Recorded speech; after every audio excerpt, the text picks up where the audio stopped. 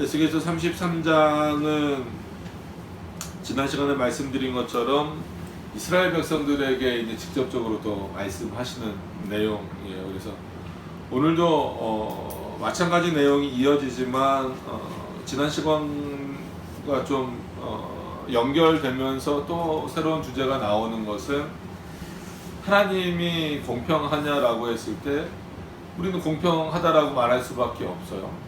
그런데 그 공평이다라고 하는 그 개념을 어떻게 우리가 기준으로 삼느냐에 따라서 하나님이 공평해 보이기도 하고 하나님이 불공평해 보이기도 하는 게 우리들의 모습이다라고 하는 겁니다. 그러니까 문제는 우리가 성경에서도 말하고 어떤 신학적 교리에서도 말하는 것처럼 하나님은 공평하시다, 공의로우시다 라는 거란 말이에요. 근데 우리가 생각할 때 그 공평과 하나님이 공평하시다라는 것에 그 괴리감이 커지면 커질수록 하나님을 원망하거나 아니면 그 하나님을 오해하거나 성경 전체를 오해할 수밖에 없는, 그게 시대적이 됐건 아니면 개인적이 됐건 어떤 정치적인 성향이나 신학적인 성향이 됐건 간에 크게 차이가 날 수밖에 없다라고 하는 겁니다. 그래서 그런 어떤 내용들을 살펴보시면서 오늘 말씀을 좀 함께 나눴으면 좋겠습니다. 그래서 보시면 17절의 내용부터 보시면 그렇습니다. 그래도 내 민족이 말하기를, 그래서 이제 우리가 지난 시간의 내용을 기억하시면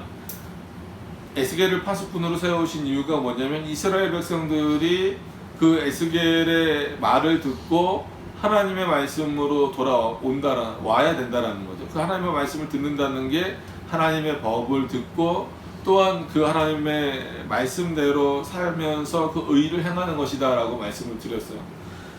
그럼에도 불구하고 이런 하나님의 말씀을 에스겔을 통해서 듣고 있음에도 불구하고 이스라엘 백성들이 그 말을 듣는 것, 그러니까 안 듣고 자기네들이 생각하면서 하나님은 공평하지 않다 이게 아니라 에스겔의 말을 지금 듣고 있는 거예요. 에스겔의 말을 듣고 이 사람들이 내린 결론이 뭐냐면 우리가 하나님께로 돌아가야 되겠구나, 이게 정상적인데 그렇지 않고 뭐라고 말하냐면 그 에스겔의 말을 듣고 그래도 내 민족은 말하기를 주의 길이 공평치 않다 이렇게 말한다. 그러니까 이게 그 문제인 거예요. 이스라엘 백성들이 에스겔의 말을 듣고 나서 내린 평가예요. 함부로 하나님을 평가하는 것도 우습지만 이게 지금 왜 그럽니까? 아무리 봐도 자기네 죄악이 많이 발견된다라기보다도, 그리고 자기네 죄악이 어느 정도 발견된다 할지라도 그래도 하나님이 이렇게까지 이스라엘을 만들어 버리시는 게 옳은 일인가 라고 하는 거예요. 예를 들어 드리는 겁니다. 예를 들어서 뭐 이런 볼펜을 하나 훔쳤어요. 뭐 장발장 얘기 같은 것도 잘 아시겠지만 이런 볼펜 하나 훔쳤으면 이런 볼펜 하나 훔친 정도의 뭐 벌을 내리면 됐지, 왜 이런 벌을 만약에 하나 훔쳤는데 진짜 뭐 지금으로 말하면 뭐 무기징역 아니면 뭐 사형이라는 그런 어떤 형벌을 내리느냐, 이게 공평한 거냐? 이게 이스라엘의 사고와 비슷하다라는 겁니다. 그러니까 하나님 앞에서 자기네들이 진 죄는 마치 어느 정도라는 거예요. 지금 이제 예를 들어드리는 거예요. 볼펜 하나 정도를 훔친 건데 이거면 그냥 뭐 진짜 말 그대로 너 왜 그런 짓 했냐 아니면 돌려줘라 이 정도만 하면 됐지, 이걸 가지고 이스라엘이 멸망당하고, 왜냐하면 21절에 보시면 예루살렘으로부터 도망하였다는 건 뭐예요? 이 성이 함락되었다. 그러니까 예루살렘은 어디를 상징하는 겁니까? 이스라엘 전체를 상징하는 것이고 하나님의 성전이 있다라고 하는 것을 상징하는 거잖아요. 근데 그 성이 함락되었다라고 하는 것은 이스라엘이 멸망했다라는 거고, 더 나아가서는 하나님도 마치 그 이스라엘을 도우시지 못하고 능력이 없는 존재가 돼버렸다라는 그러한 어떤 상징적인 의미가 있는 거란 말이에요. 그렇기 때문에 우리가 죄를 졌지만 이 정도로 형벌을 당할 만큼의 죄를 졌느냐, 이방은 더 심하지 않느냐, 그럴 때도 꼭 이방을 끌어들여요. 그러니까 어떤 논리와 비슷하냐면, 하나님을 저는 나름대로 잘 섬기고 있는데 뭐 주일도 안 빠지고 뭐 헌금도 열심히 하고 아니면 전도도 열심히 하고 이렇게 잘 살고 있는데 때로 우리가 하나님의 말씀대로 잘 살지 못한다라고 해서 우리가 이렇게 죽을 죄를 지은 겁니까? 저 세상을 보시죠. 세상 사람들은 하나님을 모르고 정말 하나님을 잘 섬기지도 않고 저 사람들이 주의를 지킵니까? 기도를 합니까? 찬양을 합니까? 이거를 논리로 끌고 오는 거예요. 그러면 저 사람들보다 우리가 낫지 않습니까? 그래도 우리는 하나님 섬기지 않습니까? 우리가 뭐 우상을 섬긴 적도 있고 또 이제 뭐 에스겔을 기준으로 보면 뭐 그들과 뭐 화친을 맺은 적도 있고 애굽을 더 이렇게 의지한 적도 있지만 그래도 우리가 하나님 버리지 않았지 않습니까? 저 이방 민족보다는 우리가 훨씬 낫지 않습니까? 근데 왜 우리에게 이렇게 가혹하게 하십니까? 이게 지금 우리의 논리로 보면 그런 거예요. 우리 요즘 이제 코로나 때문에 참 교회가 어렵잖아요. 하나님 이런 시대에 교회를 더 보호해 주셔야지. 그러니까 성도들 중에 그런 생각을 하는 사람들이 분명히 있을 거예요. 이런 시대에 보호를 해 주셔야지.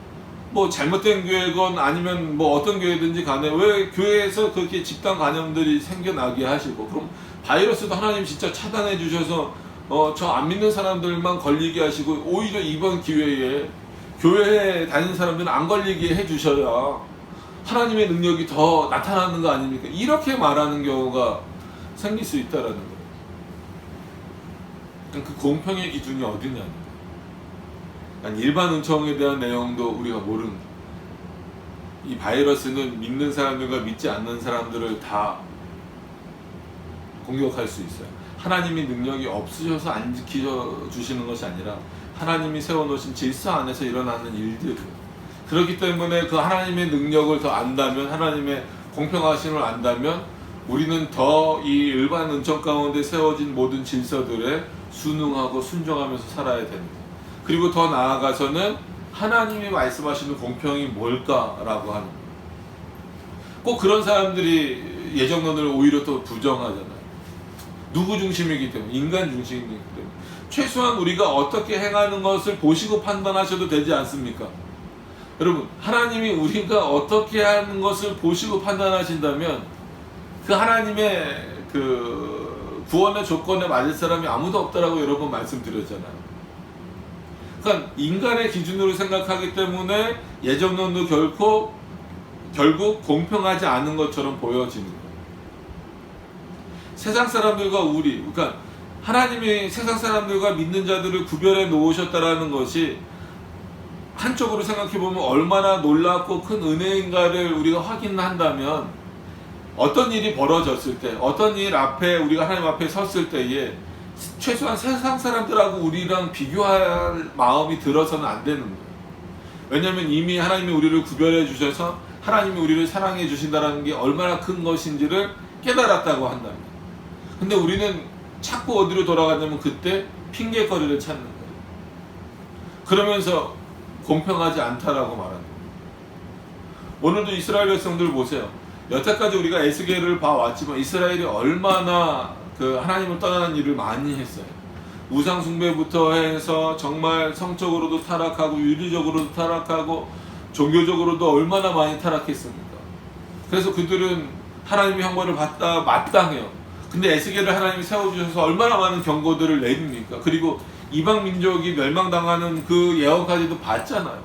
그럼에도 불구하고 자기네들의 죄는 인정하지 못하고 자기네들에게 주어지는 그런 어떤 형벌들로 인하여서 하나님은 공평하지 않다 이렇게 말해버립니다.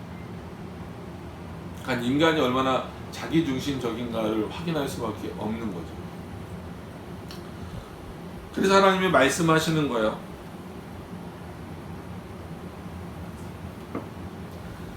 그러나 실상은 그들의 길이 공평하지 않더라. 너희가 정말 공평을 외치고자 한다면 하나님이 너희를 구별하여 주신 그 뜻을 분명히 기억하고 분별하여서 그대로 살아가는 게 공평의 길이에요. 성도에게 있어서 공평의 길은 세상 사람들처럼 사는 것이 아니라 우리는 세상 사람들로부터 구별되었잖아요. 하나님을 통해서. 그렇다면 우리의 공평은 하나님의 공평을 따라가는 거예요. 그게 하나님이 세워주신 법과 의를 행하면서 살아가는 거거든요. 근데 이스라엘 백성들은 하나님은 공평하지 않다라고 말하면서 실상은 실제로 놓고 보면 하나님이 공평하시지 않는 게 아니라 너희가 공평하지 않더라. 너희가 공평하신 하나님의 명령을 따르지도 않고 그 공평하신 하나님의 말씀을 따르지도 않고 그 공평하신 하나님을 온전히 순종하지도 않고 믿고 바라보지도 못했다라고 하는 거예요. 그래 놓고서 왜 우리 예배를 받지 않으시냐? 왜 우리의 길을 인도하시지 않으시냐? 우리를 왜 이방으로부터 건져주시지 않으시냐라고 말한다면 그거는 너희가 공평하지 않은 그 증거를 너희 스스로가 되고 있는 것 뿐이다라고 하는 거예요. 이런 말씀들이 이런 시대에도 한 번 더 확인이 돼야 됩니다. 그래서 그 이후에도 뭐라고 나오냐면 만일 의인이 돌이켜 그 의에서 떠나 죄악을 지으면 그가 그 가운데서 죽을 것이고, 우리가 지난 시간에도 살펴봤잖아요. 의인이라고 말하는 사람들이 자기의 의로 구원받을 수는 없다라는. 근데 그럼에도 불구하고 그 의에서조차서 떠나버리면 그건 정말 죽을 수밖에 없는 거죠. 근데 만일 악인이 돌이켜, 우린 다 악인이란 말이야. 그 악에서 떠나 하나님의 법과 의대로 행하면 그가 그로 인하여 살리라. 그러니까 법과 의를 지켜서, 그러니까 이걸 어떤 율법을 행해서다라고 생각하시면 안 돼요. 공평하신 하나님의 뜻을 깨닫는 자의 모습으로 여러분들이 보셔야 된다는. 그러나 너희가 이르기를 주의 길이 공평치 않다는다. 이렇게 말씀하셨음에도 불구하고 이런 말씀을 듣고도 너희가 어떤 생각이 드냐면 주의 길이 공평치 않다는다. 이스라엘 족속아, 내가 너희의 각기 행한 대로 심판하리라. 그러면 너희 말대로 너희가 공평하다라고 말하는 게 뭐예요? 우리가 행한 대로 해달라는 거잖아요. 만약에 요만큼 져졌으면 요만큼 형벌을 내려주고, 이만큼 죄악을 졌으면 이만큼의 형벌을 내려달라는 게 너희들, 그래야 공평하다고 하면 내가 그렇게 해줄게.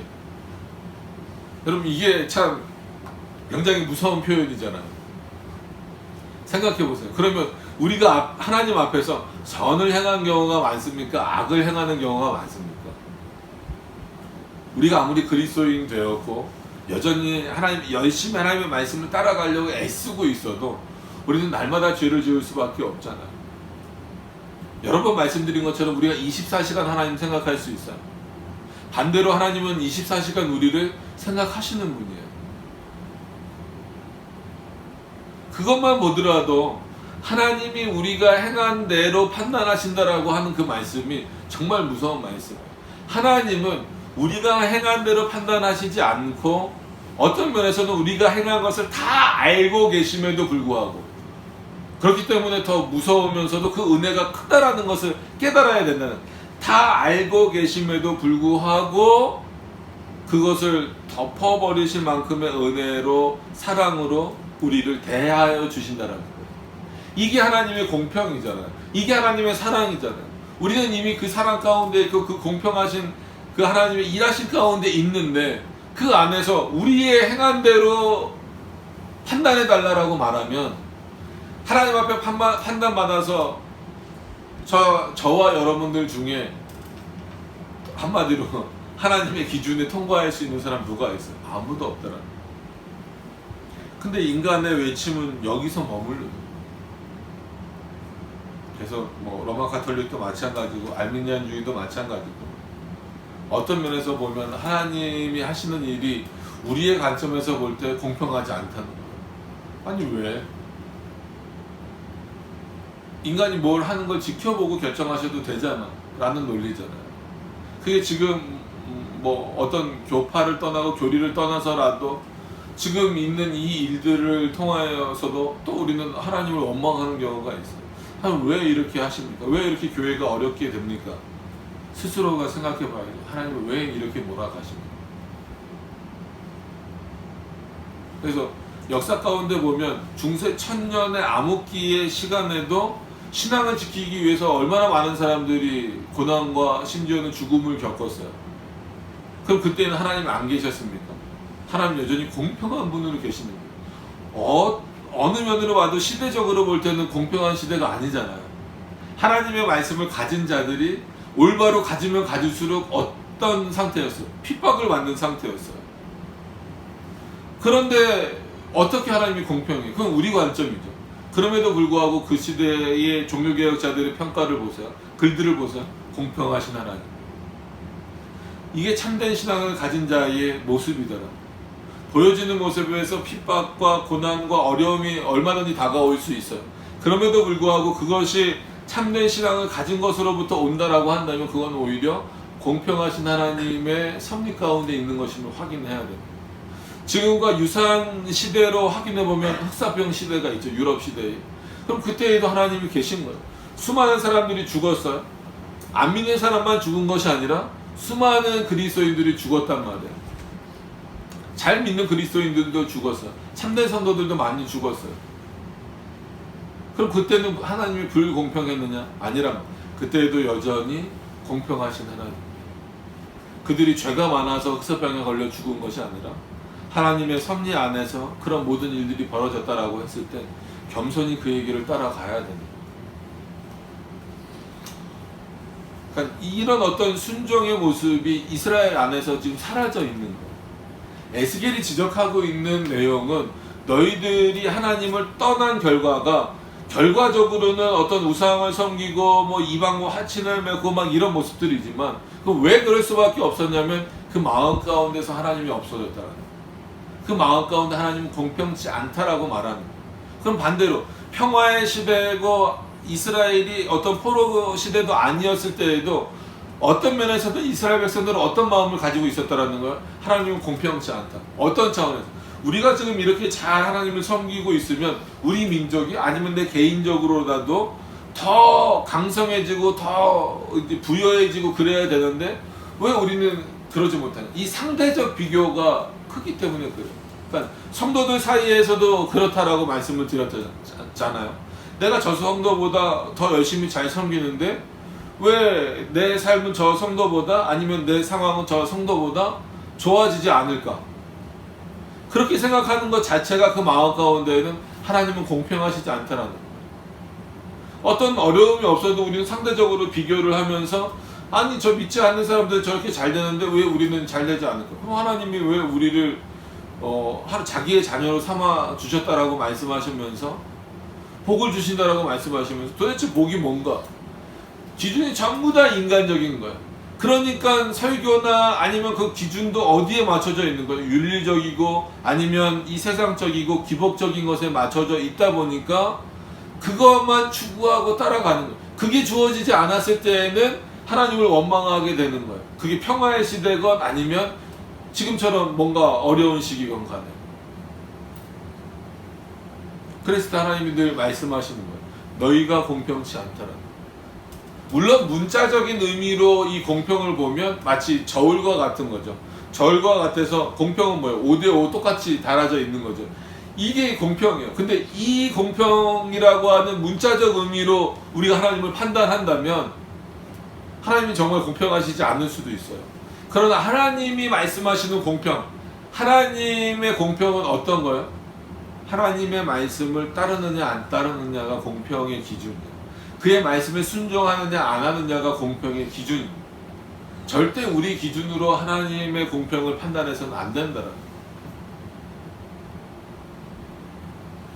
근데 많은 사람들이, 많은 성도들이 여전히 그러고 있다라는 게 가장 큰 문제인 거죠. 그러니까 오늘 이스라엘도 마찬가지. 그 사상에서 빠져나오질 못하니까 자기가 진 죄악보다도 그냥 하나님께 원망만 늘어놓는 거예요. 자, 보시면 21절로 넘어가서 보시면 우리가 사로잡힌 지 12년 10월 5일에 예루살렘에서부터 도망하여 온 자가 내게 나와 말하기를 그 성이 함락되었다. 이것도 원망인 거죠. 어떤 차원에서 원망인 것을 알 수 있어요? 이 본문에는 원망이라는 표현이 없어도 이미 그들의 마음 가운데 뭐가 있다는 거예요? 무슨 마음이? 하나님은 공평하지 않다는 마음이 있기 때문에 에스겔에게 와서 예루살렘 성이 함락되었다라는 의미는 물론 그 다급함과 비참함을 알리기 위해서이기도 하지만 하나님이 공평하신 분이 아닌 것 같다라는 의도가 들어있다라는 거예요. 근데 참 하나님의 역사는 22절에 보면 나오잖아요. 그 도망한 자가 내게 나오기 전날 저녁에 여호와의 손이 내게 임하여. 이거는 뭐 의인화된 표현이죠, 그죠? 하나님 진짜 손이 계신 분이 아니시잖아요. 그만큼 자신의 일을 하시고 역사하시고 이런 것을 말하는 거예요. 여호와의 손이 내게 임하여 내 입을 여시더니. 그러니까 그런 거죠. 여호와의 손이 내 입을 이렇게 열었다라는, 입을 이렇게 확 열었다라는. 그 다음 아침 그 사람이 내게 나올 그 시간에 임시에 내 입이 열리기로 내가 다시는 잠잠하지 아니하였도다. 그러니까 에스겔의 입장에서는 뭐예요? 그가 즉 예루살렘이 함락되었다라는 소식을 에스겔에게 전할 사람이 올 거다라고 하는 것을 언제 알았어요? 그 전날 저녁에 이미 알고 있던 거예요. 여호와께서 실제로 그의 입을 여셨다는 것이 아니고 그에게 해야 될 말을 그 입에 주셨다라는 거죠.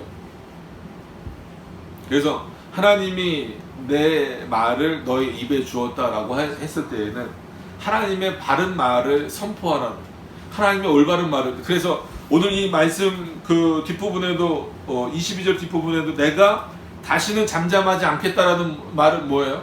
그렇게 달려온 자에게 내가 더 이상 침묵하지 않겠다라는, 하나님이 내 입을 열어서 내 입에 주신 하나님의 말씀을 증거하겠다라는 거예요. 어느 시대나 이런 차원에서 하나님의 바른 말씀의 선포가 올바른 예배의 핵심인 거예요. 그냥 말씀 선포가 예배의 핵심이 아니라 올바른 말씀의 선포가 반드시 이루어져야 된다는 거예요. 자, 그래서 23절부터 이어지는 내용이 그겁니다. 그래서 남은 자들 뭐 이런 얘기가 나오지만 다시 한 번 더 이제 좀 시간이 지났으니까 말씀을 드리면 에스겔 시대에는 전부 다 포로가 됐던 건 아니라고 말씀을 드렸어요. 그래서 일부 이제 예루살렘에 남아 있는 사람들이 있는 거죠. 그래서 예루살렘에 남아 있는 사람들은 어떤 우월감이 있다 그랬어요? 아, 그래도 우리는 포로에 끌려가지 않았으니까, 포로로 끌려가지 않았으니까 우리는 뭔가 조금 더 그래도 하나님 앞에서 좀 나은 사람들이다. 근데 하나님은 뭐라고 말씀하시는 거예요? 너희가 끌려가지 않았더라도 너희 또한 어떤 자들이라는 거예요? 끌려간 자들과 똑같이 하나님 앞에 형벌을 받아야 될 만큼의 죄를 지은 자들이라. 실제로 그랬어요. 그러면 만약에 남아있어요. 예루살렘에 남아있는 자들이라고 한다면, 그래서 스스로가 아, 그래도 하나님이 우리를 포로로 끌려가지 않도록 해주셨구나 라고 생각을 한다면 어땠어야 돼요? 우리만큼이라도 빨리 하나님의 말씀으로 돌아가고 하나님의 뜻으로 돌아가서 이 예루살렘 성전에서만큼은 우상을 섬기는 것이 아니라, 이방을 바라보는 것이 아니라 정말 하나님이 기뻐하시는 예배, 하나님이 받으시는 제사를 회복하고 그의 그런 삶을 회복해야 된다라는 어떤 그런 마음이 있어야 되잖아요. 근데 그러지 못하고 그냥 우월감만 남아있는 거예요. 저렇게 포로로 끌려간 사람들보다는 그래도 우리는 낫겠지. 그러다가 예루살렘이 함락되고 나서는 그때부터 에스겔을 찾아와봤자 좋은 얘기 듣겠어요? 아니죠. 너희가 얼마나 패역했는지에 대한 얘기밖에 들을 수 없는 그 내용이 이어지는 겁니다. 보시면 23절부터 보시면 여호와의 말씀이 내게 임하여 가라사대 인자야 이 이스라엘 황무한 땅에, 여기서 다 어떤 면에서 보면 하나님의 말씀의 핵심이 다 들어가 있는, 이스라엘 땅이 황무하게 된 이유가 뭘까요? 하나님이 안 계셔서? 하나님이 공평하지 않으셔서? 아니라는 거예요. 분명히 또 반복해서 말씀드리지만 이스라엘은 누가 택하셨어요? 하나님이 택하셨어요. 그래서 어떤 예루살렘이라고 하는 이스라엘 지역을 택하시기도 했지만 하나님은 그들이 가는 곳조차도 택하신 땅으로 삼으신 거예요. 그래서 가나안 땅도 어떤 면에서는 가나안 땅이 기름진 땅이 된 이유는 뭐예요? 이스라엘 백성들이 들어가기 때문이에요. 이스라엘이 가는 곳이 그러면 이제 애굽에서도 마찬가지잖아요. 어떤 지역, 고센 지역이 원래는 애굽 사람들은 잘 가지도 않는 곳이었는데 이제 출애굽 그 직전이었죠. 그 직전에 이제 야곱이 왔을 때 어느 지역에 유하겠다라고 했어요? 고센 지역에 유하겠다라고 했죠. 그럼 그 고센 지역도 어떻게 되는 거예요? 축복받는 땅이 되는 거예요. 누가 있기 때문에? 이스라엘 백성들이 있기 때문에. 왜 그럴까요? 이스라엘 백성들이 잘나서 그렇습니까? 아니잖아요. 이스라엘 백성들을 누가 택하셨기 때문에 하나님이 택하시고 그 하나님께서 이스라엘에게 복을 주시고 은혜를 내려주시기 때문에 그들이 있는 곳까지, 그들이 있는 땅까지 축복받는 거예요. 그런데 오늘은 그렇지 않잖아요. 그렇게 축복을 받아야 될 이스라엘이 어떻게 됐다라는 거예요? 황무한 땅에 거하고 있다라는 거예요.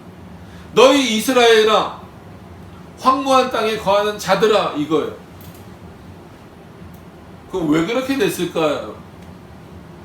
왜 비옥한 땅에 거해야 되는 이스라엘이 황무한 땅에 거하게 됐을까요? 하나님이 공평치 않아서? 하나님이 능력이 없어서? 아니에요. 그들이 하나님을 떠났기 때문에, 그들이 하나님의 말씀대로 살지 않았기 때문에 예루살렘조차도 황무하게 되었다라는 거예요.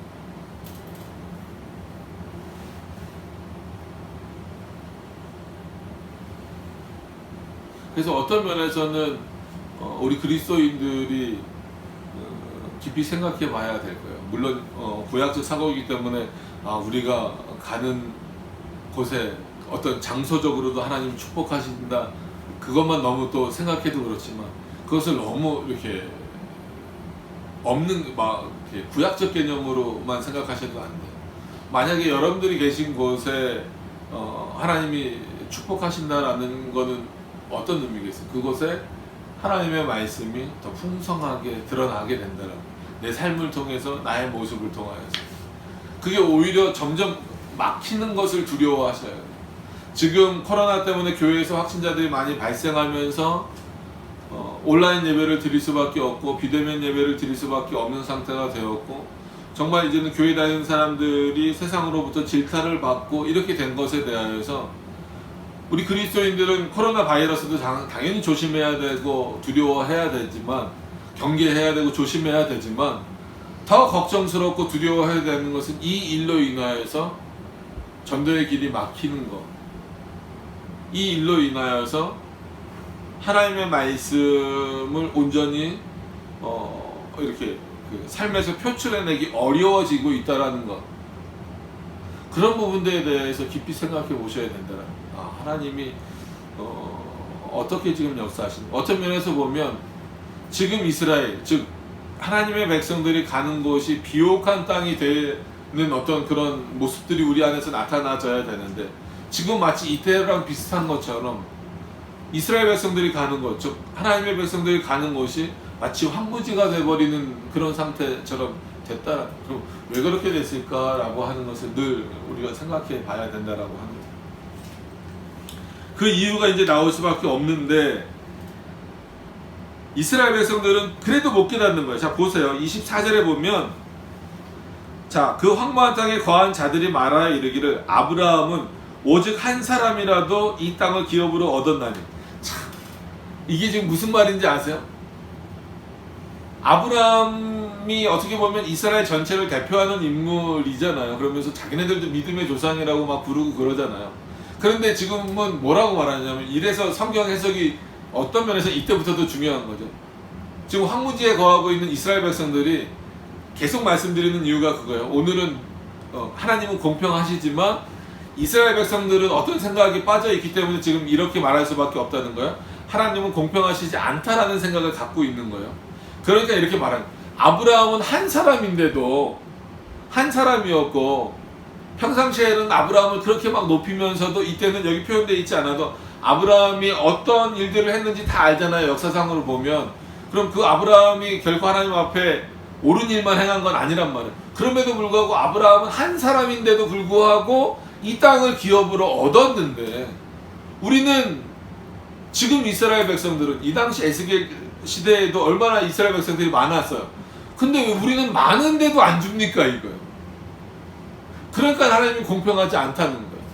이 땅을 왜 황무케 만드셨냐, 이거. 이런 논리가 나오는 거예요. 누구 안에서? 이스라엘 백성들 안에서. 하나님의 백성들 안에서 지금 이 논리가 나와요. 자기네들의 죄악은 뒤로 가버린 거예요. 그건 생각지 않고, 아브라함은 한 명인데도 기업을 주시지 않았습니까? 근데 우리는 뭐예요?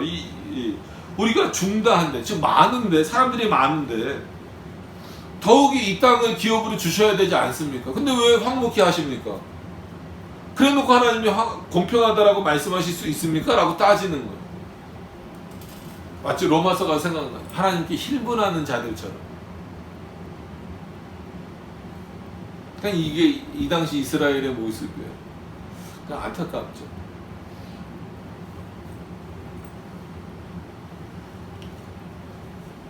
(25절에) 그러므로 너는 그들에게 이르기를 주 여호와의 말씀에 너희가 피 있는 고기를 먹으면, 물론 지금은 뭐 예를 들어서 뭐 육회나 뭐 순대나 아니면 뭐 선지나 이런 거 다 드셔도 상관없어요. 그러나 구약시대 제사법으로만 놓고 보면 피 있는 고기, 그러니까 피째 먹으면 됩니까 안 됩니까? 그때는 안 된단 말이에요. 왜냐하면 피 제사가 이제 그 속죄의 의미가 있잖아요. 그렇기 때문에 우리가 예수 그리스도를 통해서 구원받았다라고 했을 때 보혈의 피를 얘기하는 그 이유도 거기 있다라는 거죠. 물론 그 이후에는 당연히 뭐 음식에 먹는 것에 제한이 없습니다. 그래서 지금도 이제 특정 뭐 꼭 이단이 아니어도 어떤 분들은 너무 여기에 이제 매여 있는 분들은 돼지고기 안 먹는 분들도, 안식교가 대표적으로 안 먹잖아요. 안식교는 이단입니다. 대표적으로 안 먹고, 꼭 그렇지 않는 분들 중에서도 돼지고기도 잘 안 먹거나 아니면 피를 잘 안 먹거나, 그러니까 뭐 선지국이라든지 순대나, 그래서 그 옆에서 제가 제 농담 비슷하게 얘기한 적이 있어요. 요즘 순대에는 절대 피가 안 들어간다. 당면만 죽어라 들어간다. 그래서 먹어도 된다고 그런 얘기 한 적도 있었는데, 지금은 그런 시대가 아니지만 어쨌거나 이때는 피 먹으면 안 된다는 말이에요. 근데 너희는 피 있는 고기를 먹으며 너희 우상들에게 눈을 들며 피를 흘리니 그 땅이 너희 기업이 될까 보냐. 될까 보냐. 지금 어디서 그랬다라는 거예요. 아브라함이 기업으로 받은 그 땅에서 너희가 지금 너희도 그 땅을 기업으로 받고 싶다라고 말은 하는데, 실상 너희들의 모습을 보니까 피를 함부로 먹고 우상을 섬기고 우상 앞에서 피를 흘렸다라는 건 뭐예요? 자해했다는 겁니까? 아니잖아요. 우상 앞에 제사를 드렸다라는 거예요. 그러면서 너희가 그 땅을 기업으로 삼겠다라고 지금 나한테 말하느냐? 그게 지금 옳은 처사냐라는 거예요. 옳은 표현이고 옳은 논리냐는 거예요. 그러면서 너희는 그 공평한 길을 가지 않으면서 나에게 공평하지 않다라고 말하는 게 옳은 거냐라는 거예요. 전 세계 교회도 마찬가지입니다. 종교개혁 이후에도 그렇고 지금까지도 마찬가지고, 그럼 교회가 이렇게 가시적 교회도 많이 있고 가시적 성도들이 많이 있는 이 시대에도 과연 그럼 우리는 여전히 하나님이 주시는 기업으로 사는 거예요. 교회도 기업이고 각자 여러분들도 다 기업입니다. 뭐 물질도 기업이고 유무형적인 어떤 내용들도 다 저와 여러분들에게 다 기업이란 말이에요. 그럼 그 하나님이 주신 기업을 잘 이렇게 한마디로 갖고 나가고 성장시켜 나가기 위해서는 뭐가 자양분이 되고 뭐가 어떤 양분이 될 수밖에 없어요. 하나님의 말씀이 그렇게 될 수밖에 없어요. 근데 과연 그 교회가, 그 성도가 하나님의 말씀만을 양분으로 삼고 있느냐는, 하나님이 주신 기업을 잘 키워나가기 위해서. 그러지 못한 경우가 너무나 많아요. 그랬을 때는 그것은 하나님으로부터 뺏겨갈 수밖에 없는 거예요. 그 도구로 이방이 사용될 수밖에 없는 거고요. 그래서 26절에도 이렇게 말씀하시는, 너희가 칼을 믿어 가증한 일을 행하면, 누구를 믿어야 정상이라고요? 하나님을 믿어야. 칼을 믿는다라는 의미가 뭘까요? 이거는 뭐 조금만 생각하시면 다 알 수 있습니다. 칼을 믿는다는 건 세상 권세를 믿는다는 거죠. 세상 권세를 의지하는 거예요. 그래서 여러 번 드릴 수밖에 없고, 이제 비슷한 예가 다윗도 그랬잖아요. 그러니까 대표적으로 다윗이 잘못한 여러 가지 많은 일들이 있지만, 이런 어떤 칼을 믿는다라는 것과 비유할 수 있는 내용이 뭐예요? 군사를 세는 거잖아요. 그게 인구조사잖아요. 단순히 몇 명 산다처럼 지금 하는 인구조사와는 다릅니다. 그 당시에는 어린아이도 남자라고 하더라도 성인이 되기 전까지는 어떤 수에 들어갔어요? 안 들어갔어요? 안 들어갔단 말이에요. 그리고 나서 인구조사를 하겠다라는 의미는 뭐라는 거예요? 내 군대가 얼마나 되느냐.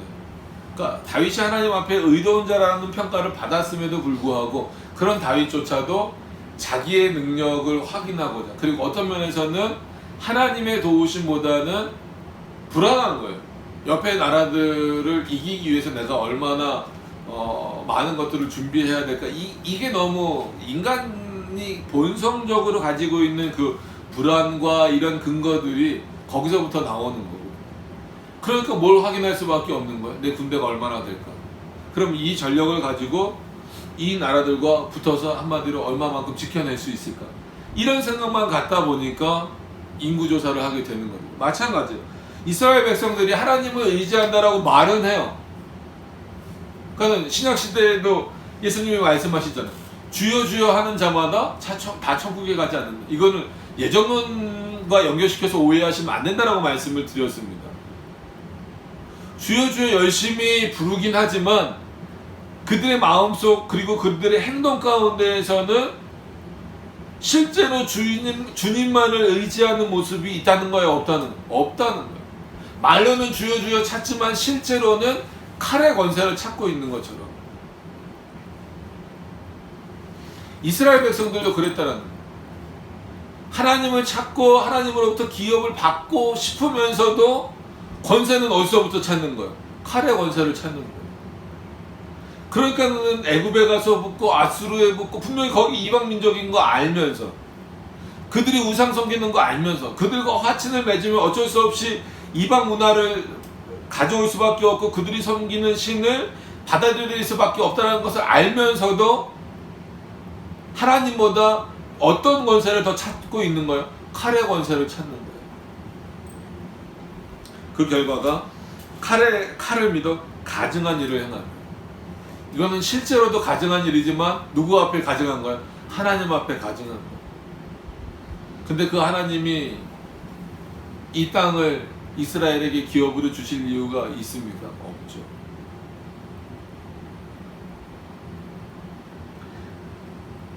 가증한 일을 행하면 각기 이웃의 아내를 더럽히니. 그러니까 이게 얼마나 윤리적으로도 얼마나 심각한 타락입니다. 이게 10계명에도 또 걸리는 거잖아요. 7계명, 9계명, 10계명 다 걸리는 거잖아요. 이런 삶을 살고 있으면서 이 땅을 기업으로 달라라고 말하는 것은 세상과 구별되는 게 아니라 더 어떤 면에서는 더 타락한 거죠. 또 더럽히니 그 땅이 너희의 기업이 될까 보니. 어떻게 너희가 일하는데 기업으로 삼겠느냐. 그러니까 앞에 내용이 왜 예루살렘이 함락되었다라고 하는 것이 물론 도망쳐서 온 것이기도 하지만 에스겔에게 온 이유가 뭐야? 하나님이 공평하시지 않다라는 그 의미가 있다라는 게 여기 있는 거예요. 이 당시 예루살렘에 있는 사람들은 예루살렘이 뺏기는 것에 대해서 하나님이 불공평하시다라는 생각을 갖고 있는 거예요. 근데 실상은 뭐예요?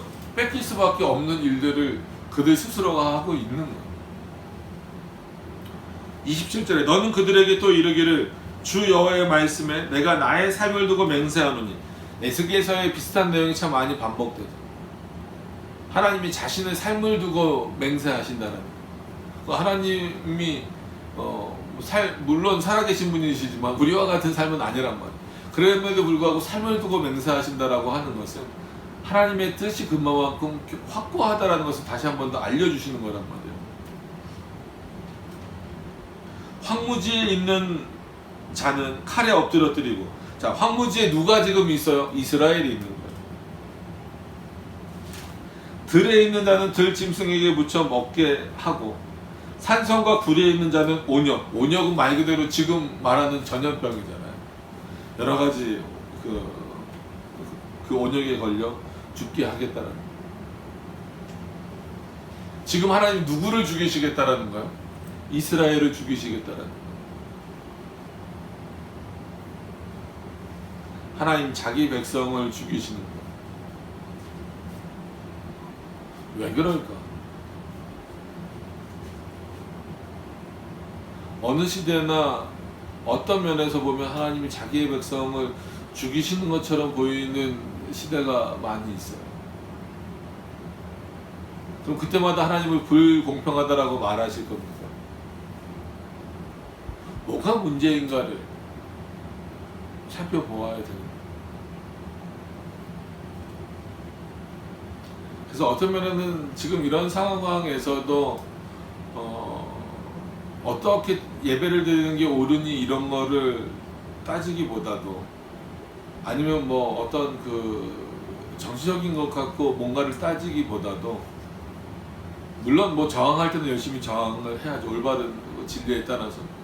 근데 정말 우리가 바른 진리 안에 서 있는가를 먼저 확인하지 않으면, 이스라엘이 황무한 땅에 있다,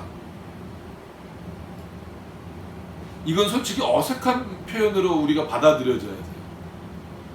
이스라엘은 어떤 땅에 있어야 돼요? 젖과 꿀이 흐르는 땅에 있어야 되잖아요. 하나님의 백성은, 참된 하나님의 백성은 젖과 꿀이 흐르는 땅에 있도록 하시는 거예요. 근데 우리가 황무지에 있다? 그럼 그건 하나님의 문제가 아니라는 거예요. 누가 문제냐면 내가 문제고 우리가 문제라는 거예요. 요즘에 쉴 새 없이 문자가 오잖아요. 여러분들보다 목사님 저한테는 더 많이 와요. 이런 일들을 보면서 아, 정말 이게 교회에 대한 핍박이구나. 물론 한편으로는 분명히 저도 그렇게 생각을 합니다. 그러면서도 동시에 아, 왜 이렇게 정말 진짜 황무한 땅처럼 교회가 되고 있을까? 물론 가시적 교회가 늘 완전한 건 아니지만 그럼에도 불구하고 왜 이렇게 되고 있을까? 도대체 무엇 때문일까? 우리 스스로가 이 땅을 황무하게 만든 것처럼 교회를 황무하게 만들어버린 게 아니에요. 하나님이 없는 교회를 만들어버린 게 아니에요. 하나님을 찾지 않는, 바른 진리가 선포되지 않는 교회를 만들어버린 게 아니에요. 그런 안타까운 마음이 많이 듭니다. 그래서 28절에 보시면 내가 그 땅으로 황무지와 놀라움이 되게 하고 그 권능의 교만을 그치게 하리니. 하나님은 이걸 교만하다라고 보십니다. 그러니까 어떤 마음을, 하나님은 공평하지 않다라고 하는 그 마음이 하나님 앞에서 결국 어떤 마음이라는 거예요? 교만한 마음. 그게 얼마나 교만한 마음인지 너희는 모른다라는 거예요. 내가 그것을 그치게 하겠다. 그 교만함을 그치게 하기 위해서 어떻게 하시겠다라는 거예요? 황무지가 되도록 하신다. 그리고 그 안에서 놀라운 일, 그 이스라엘 백성들이 칼에 쓰러지고 들에서 쓰러지고 온역에 쓰러지게 만들어 버리시겠다는 그런 어떤 비참한 일들을 겪게 하시는 것을 통하여서 이스라엘 백성들이 그 교만에서 빠져나오도록 하시겠다는 거예요. 어떤 면에서는 한국교회는 빨리 이런 교만에서 빨리 나와야죠. 교만을 그치게 하리니 이스라엘의 산들이 황무하여 지나갈 사람이 없으리라. 이게 얼마나 비참합니까?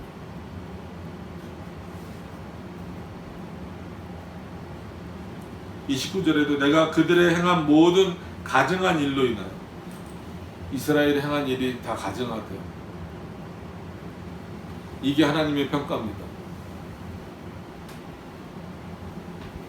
우리는 하나님 앞에서 할 말이 솔직히 없어요.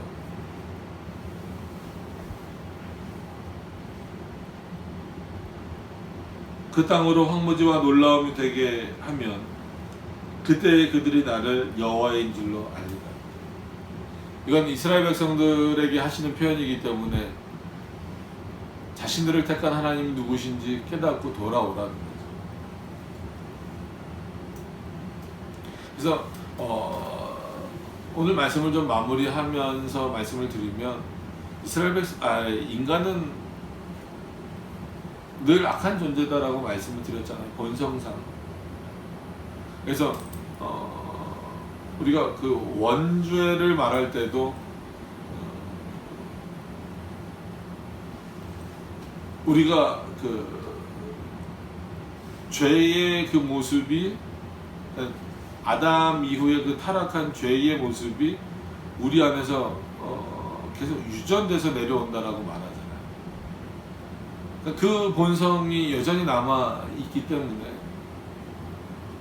하나님 앞에 올바로 간다라고 하는 그 모습이 상당히 어렵고 힘들어요. 그래서 그것을 거슬러서 올라가려고 했을 때에는 결국은 우리의 능력으로 안 되기 때문에 하나님의 도우심을 구하는 거거든요. 근데 그 하나님의 도우심을 구하는 일을 멈춰버리면 그거는 그냥 우리의 본성으로 다시 돌아가겠다라는 거예요. 그 하나님 앞에서 엄청난 죄고 교만이다라고 하는 거예요.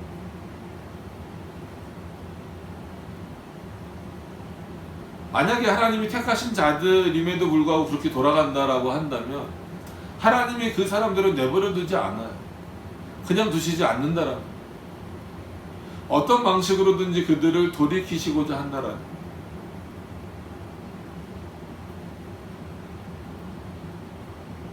그것을 생각한다면 그냥 이 땅에서 잘 먹고 잘 사는 것만 생각하는 것이 아니라 하나님이 우리를 돌이키시고자 하는 그 뜻을 더 분명히 깨달을 수 있어야 된다는 거예요.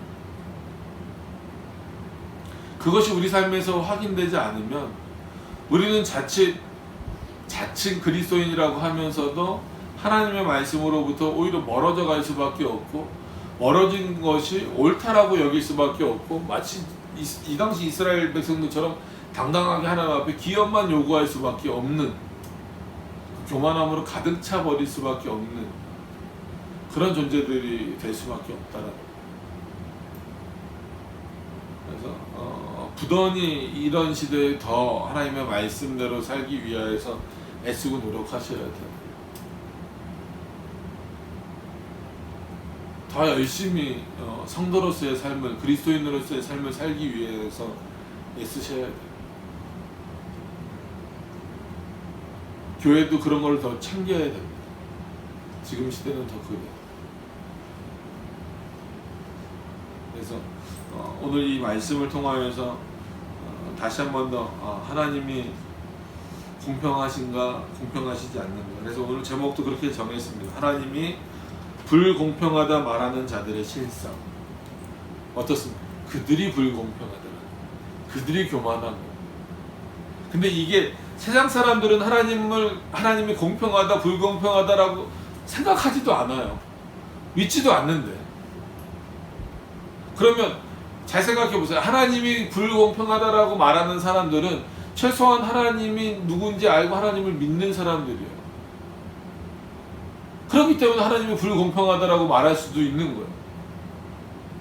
그러면 그렇게 하나님을 믿으면서도 하나님이 불공평하다라고 말하는 사람들의 모습을 딱 정말 진짜 그냥 발가벗겨 놓듯이 딱 펼쳐놔 버리면 어떤 모습이다라는 거예요? 오늘 말씀을 통해서 보면 우상 숭배자들이다. 하나님의 말씀을 다 어기고 있는 자들이고 본성적으로 교만한 자들이라는, 그 황무한 곳에 산다라는 거예요. 땅 위에 황무하면 그 영혼도 황무하게 되는 거죠. 그럼 지금 우리는 어떻습니까? 지금도 여전히 하나님은 공평하지 않다라고 말한다면 우리의 신앙은 어떨 수밖에 없어요. 정말 땅 위에 황무해지듯이 우리 영혼이 팽배해질 수밖에 없는, 하나님의 말씀으로부터 떠나 있을 수밖에 없는, 그게 교만이고 죄입니다. 여러분, 하나님의 말씀을 떠났을 때의 결과가 하나님은 불공평하시다라고 나올 수밖에 없다라는 것을 기억하신다면, 반대로 하나님은 공평하시다라고 말할 수밖에 없다라면 그런 사람들은, 그런 자들은 어떨 수밖에 없어요. 실상도, 그들의 실상도 하나님 앞에 겸손할 수밖에 없는 자들이고 하나님을 경외할 수밖에 없는 자들이고 하나님의 말씀에 순종할 수밖에 없는 자들. 여러분, 저와 여러분들의 하나님은 공평하시다라고 고백할 수 있는 모습이었으면 좋겠어요. 그런 신앙이었으면 좋겠어요. 그래서 우리의 실상이 하나님 앞에 드러났을 때, 물론 여전히 부족하고 죄인이지만 그럼에도 불구하고 하나님 앞에 순종하려고 애쓰는 자들의 모습이 우리들의 실상이 되기를 바랍니다. 그래서 우리는 언제나 어떤 상황 가운데 있든지 하나님은 공평하신 분이다. 하나님은 공의로우신 분이시다. 하나님만이 가장 의로우신 분이시다라는 고백을 할 수 있는 참된 신앙을 소유한 그러한 모든 성도들이 다 되실 수 있기를 바랍니다. 기도하도록 하겠습니다.